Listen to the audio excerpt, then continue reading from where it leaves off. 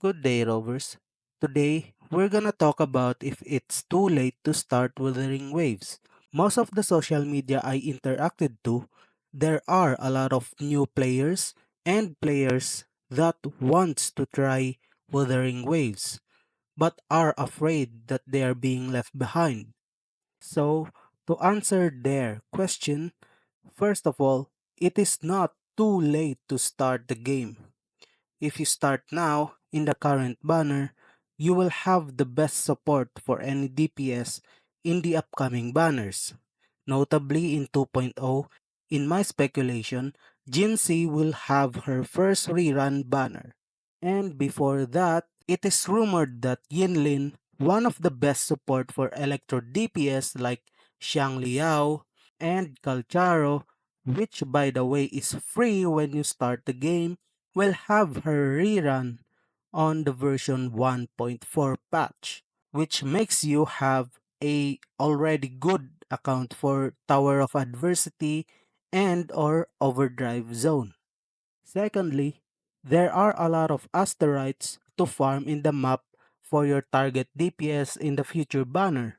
In my calculation, if you play the game now until patch 1.4, you will have more than 300 pulls including the free and rewards from Kuro Games to pull for 1.4 banner and also its weapon. So, if you get Shorekeeper and Camellia, you're pretty much set to challenge the higher tier monsters and echoes in the game like Tactical Holograms and Tower of Adversity.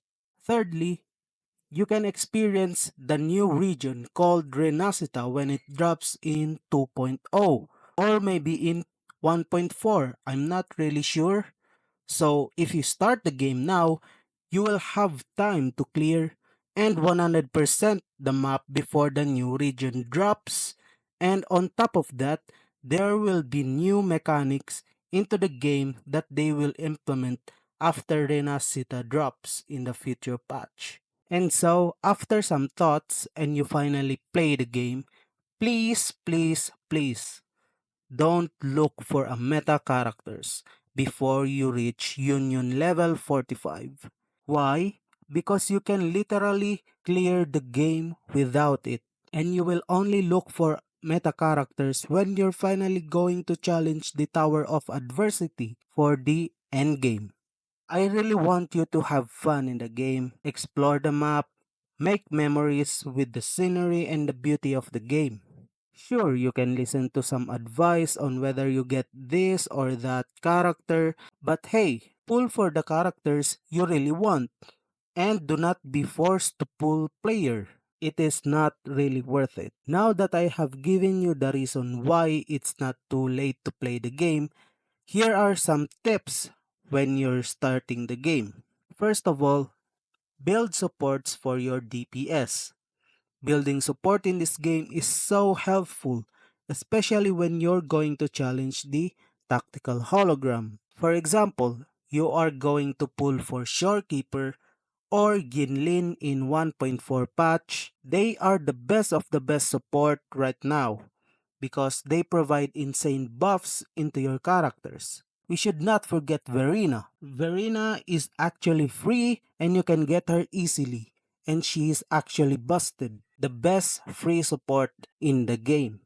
Next is that focus on building only 2 DPS. Don't build more than 2 damage dealer because it is exhausting and the materials are limited every week. The second to the last tip is that don't use your wave plates mindlessly.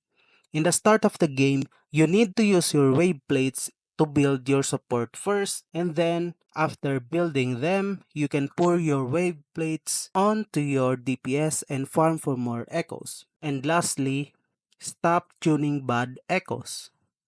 When tuning echoes, you should not level it all the way to 25. As I've said before, the materials are scarce and you need to level it bit by bit. For example, you didn't get 2 out of 3 good substats for that echo. Please don't tune or level it up. You will only be just wasting your materials. Now that it's all said and done, Please give Wuthering Waves a chance to prove itself to you. Explore every bits and pieces of the map, understand the story, and try everything that they give you, like Tower of Adversity, holograms, overdrive zones, and the events that we get every patch. That's it for today. And also, I will be uploading more to this channel, so if you're interested, please leave a like or comment and consider subscribing so I can feed my siblings. Anyways, have a good day and see you again, Rovers.